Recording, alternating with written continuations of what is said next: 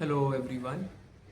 It's been a while talking from this place, and it's good to be in front of you. Recently, the vagueness of a quote from Source Eternal has been questioned. The quote goes like this: It is easier to turn a blind eye to our weaknesses than it is to work on them. Now, what the questioner is asking is that they feel that this quote is very vague in terms of what is the weakness and how do we have to work on it. So, let us define it. The work that we are talking about over here, what has to be done, is not very much different from a sadhana or a praxis where you choose a task, you see that in your day to day life or on living, you see what things are hurting you, what are acting as impediments for you, what is stopping you from growing, or you see there are repeated cycles in you which are not letting you really express or really move on to something greater than what you are right now. You see that it might be certain tendencies, it might be certain chains, it could be your streaks of anger, it could be certain places where you find yourself acting in a very animalistic way. It could be certain trigger points where you see that why are you behaving in a particular way whenever such a thing happens. You have a robotic response to this stimuli every time, and it is fine to have such responses if that response is taking you towards resolution. But many a times we see that this response is getting you entrenched in the same cycle. So that is what your weakness is. You have stopped questioning, you have basically fallen into a mechanical place, and even while you are able to see it, you are not able to get out of it. And in such circumstances, you need to look at them as your weaknesses, because we see that even the consciousness of humans, or we having seen how we are working out things, is somehow falling behind the AI as well, because they are also being trained, retrained, and trying to be given such an awareness that they are able to transform their actions beyond a point. But when we see that we are so robotic, this becomes a place, a point from where we fall into various mental illnesses, and that is not a very good place to be. I have seen many people, close ones, and sometimes also myself falling into these loops. And it's not something to be looked at from a perspective of disdain. Rather, it is something to be understood, to be accepted, to be acknowledged, and then grown out from. So, these are the weaknesses that we are talking about. Further examples, maybe I can give it to you, that you see that some relative or a close one tells you a particular thing and you feel compelled to respond in a particular way. Now, that is not a great way to be, because they know your buttons, and every time they push them, you react in a very rudimentary fashion, and somehow the very act of your buttons being haven't been pushed by them becomes a gratification for the other, which you need not necessarily give them. This relation does not serve both then.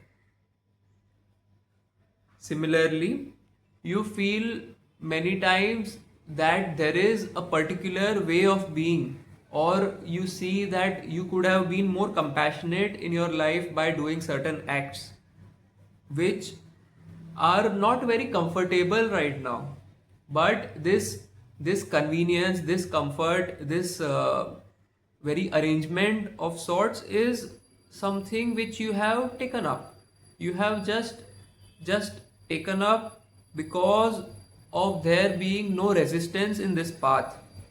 And when you want to go towards the path of resistance, when you want to make real changes, that's when you see that this clinging to convenience is becoming a weakness for you. So, this is another example of what we are talking. And now, when we talk about the sadhana or the praxis, how did we come across this very thought?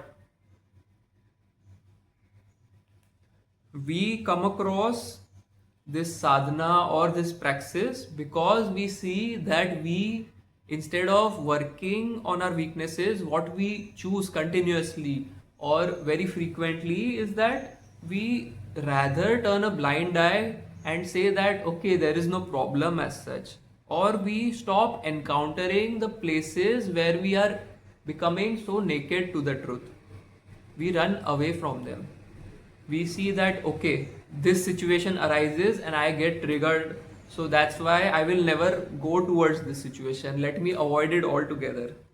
And that is a cause of greater concern, because earlier at least you were coming to know your trigger points, at least you were coming to know where your weaknesses lie, at least you were coming to see in front of the mirror that okay, this is where I can improve myself. But now that you have just avoided the triggers altogether, you have made yourself even more comfortable in your small square footage where things are going okay. They are not great, they are rather maybe creating a rut, a mental and a physical rut for you. But still, you choose to stay there instead of questioning your conveniences in order to work on yourself. That is where you are doing a big injustice to yourself, to your possibility. And that's why it is said to not turn a blind eye towards it. You go, you see, you question, you find more ways to deal with it. And even if your action is not perfect, you see that there is an improvement. That is what praxis is about. It is a term which is usually used in terms of any kind of an act which might seem repeated, which might seem com- uh, compelled, but rather it's not repeated. It is something which is having slight improvements over the last time that you performed it. It is often said that a great master is not one who does not make mistakes, but rather he is one that does not make the same mistake again. He learns from his mistake quickly and sees the point in not repeating them. And that is what sadhana too is. That even though you seem to be doing the same things, it is generally an acclimatization of yourself or your ego to go towards what things might seem very difficult or possibly have the potential to bore or hurt you as well. We fear hurt so much, we fear boredom so much. And what this methodology is trying to teach you is to rather put yourself in difficult scenarios, put yourself in places where you might feel vulnerable, put yourself into a zone of discomfort, into a zone of synonymity with the real world. We don't want to create virtual bubbles where only a small inkling or a part of you can exist.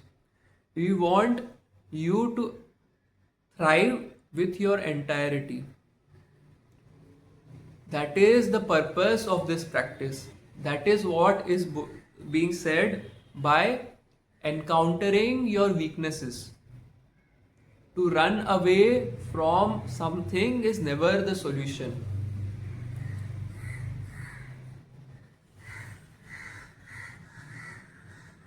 And by really taking this approach, by not running away, rather with slight improvements, you become available to this synchronicity of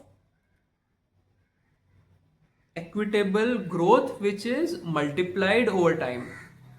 It is not something which is going to just improve you a bit, but it is going to transform things radically.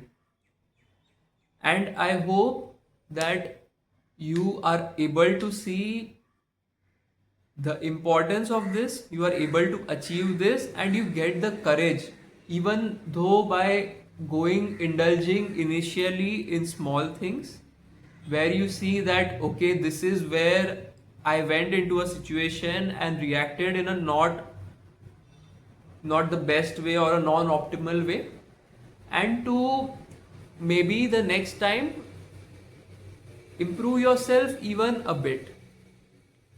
And this praxis is not limited to growth in terms of personal growth or self realization or things like that. It is also about your professional capacities. Even if you consider your work as your sadhana, you call yourself very joyfully a karma yogi, then how do you improve yourself with your work? Because we have talked in the past about what you work on in turn works on you. So if you are a designer, you see that you take up works regularly. You see that sometimes even if you are getting paid less, or you take up pro bono works in order to refine your craft, in order to explore more realms of work, and you do it in order to keep improving in all those forms. And this is why it is said that work is important to man. It is it need not be a commercial work, or it need not be something in the very conventional realms. It could be something, anything which is making you grow, anything that is challenging you on a regular basis, and anything which brings out or makes you stand in front of your own nakedness. So I hope this helps in making it clear or defining what those weaknesses are and how one has to work on them. Thanks.